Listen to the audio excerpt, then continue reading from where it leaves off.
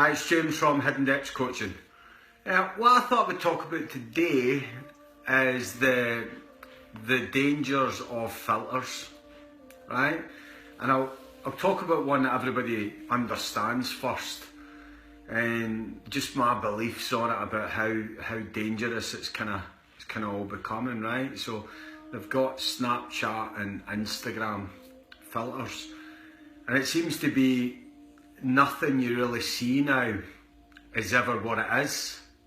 It's either been stripped, filtered, changed, edited, adjusted. So if you can think what this is kind of doing to your head, right? Because as soon as you see something, you have got a judgment and an evaluation in yourself, right? So if you see something, then you then look at yourself and start to judge and evaluate yourself, right? But you actually don't know what you're looking at if it's real, right? Because you don't know how many filters it's been through. So I believe it. A lot of my studying is going just now is on a thing called kinesiology, and how in our body we either feel strong or weak, true or false. So when you're doing something and you're filtering it, well, basically you're taking a truth and then you're making it something false. You're making it a lie. Because that's not actually who you are or what you are, and you're actually, you know, if you knew the behind the scenes of all this, you're kind of destroying everything that you're all about. You're destroying your mind, you're destroying your feelings, because every time you're portraying yourself to be something that you're not, you feel weak in your own body. And then you hear things about, you know, women mentioning about guys, you know, saying, oh, how come the guys are not the masculine men that they're looking for anymore? And if you imagine being the boyfriend of the girl who the selfie is more important than the night out, well, that guy then, after every night out, has to probably stand there, pose 20 to 25 times until the perfect photo gets took, and then it gets Instagrammed and changed and filtered, and then this photograph gets shared for everybody else on the planet to see. So if you imagine being a masculine guy, and I'll be honest with you, you know, my wife gets 2 shots at a 40 and she knows that. She'd take one, if it doesn't work out, I'll stand still again for the second one, but after that I'm done, and she'll back that up. I'm like, no, I'm done, that's it. You've had 2 chances of getting a photograph, that's all it is. But I know that there's probably a lot of people that that's not the case. And what I'm trying to say, what this does to a guy, right, is this makes a guy feel like the photograph is more important than the night out or his company, right? And this will be happening with your friends as well and everything. So I'm kind of noticing that very rarely do you see something authentic anymore. And, you know, I was at a party not long ago, and it was a night for somebody that passed away, and an old friend had photographs and was showing us all these photographs when, you know, everybody was like 18, 19 and 20, and like that you could actually look at the photograph and shoot yourself back to a memory because you could see what was going on. And really, you don't see what's going on out there anymore. You get what you perceive is going on. So there's nothing natural or flowing about even a night out now. It's like, you know, it's like, just don't take a photo of me unless it's filtered, checked. So what do you think that's doing to your mind and your emotions, right? Say for instance you've got a photograph of you, right, that's been filtered to death, right, and that's your photograph, right? Every time you look at that photograph you feel crap, because you're like, that's not who I really am. I'm this other person, right? So this is what you're doing every time but the problem is, it's a bit when Lance Armstrong said about the dopamine cycling. He's like, everybody's doing it, so if everybody's doing it, you need to do it. And this is a wee bit like the Instagram, Snapchat thing. Everybody is doing it, so people are scared to just promote who they are at their core, because, you know, nobody else is doing it, so why should they look less than what everybody else is making themselves to look? But listen, that's That's just the Instagram and the Snapchat side of it, but how many other filters have we built up through the same sort of crap?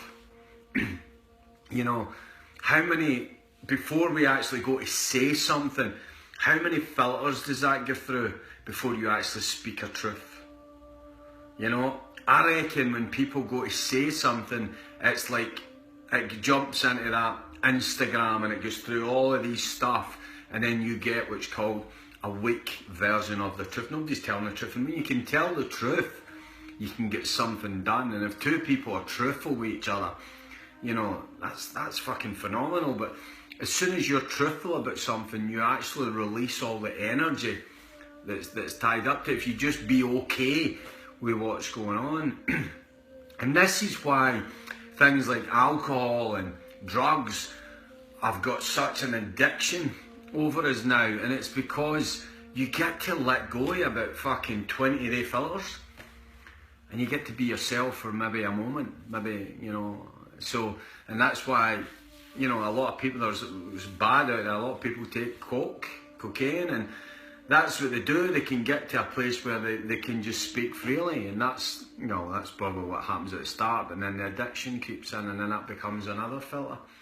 But people want to feel free. People want to have less filters, and you know, that's what I would say is the difference in the quality of my life today compared to my life maybe 10 years ago. Was 10 years ago I had all these, and there were no Instagram then. It was just mental filters. I'm just using them as a comparison because it's just the exact same, and it's now even worse because you don't even know what you're getting anymore. You genuinely don't know. So until you see something in the flesh, you just really get no chance at all. But what drink and all that does, all these, any addictions that you've got, it kind of takes away, it takes away a few of your filters. Where this is what, if you looked at these filters, if you looked at the way you look at things, the way you perceive things, if you actually strip some of them back yourself, you wouldn't need anything else, because you would just see things for what they are, and they're truthful to you. But yeah, I'd probably say the reason there's so much unhappiness isn't because the unhappiness is here, it's because there's that many filters to go through, you don't know what's real or not. But your body will respond positively to something that's true and negatively to something that's false. And if you're, it's like it's like going to the gym. It's like me going to the gym and coming back and telling somebody I just bench pressed 100 kilograms when I only done 60. It's like your full body's going to go, I've just told a fucking blatant lie. I feel like shit.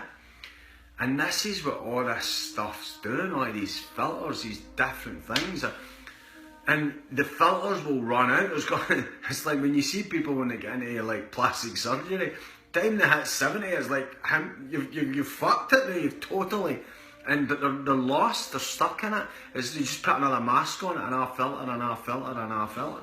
So yeah, I think what's wrong is we've got too many filters, and not even looking at the, you know, as I say, the Instagram, the Snapchat, or that other stuff, but what about the emotional stuff? You've put that much filters up that you don't even know who you are anymore. And that's how these odd times when you maybe take something external, it kind of lets go of some of the filters and you can feel free.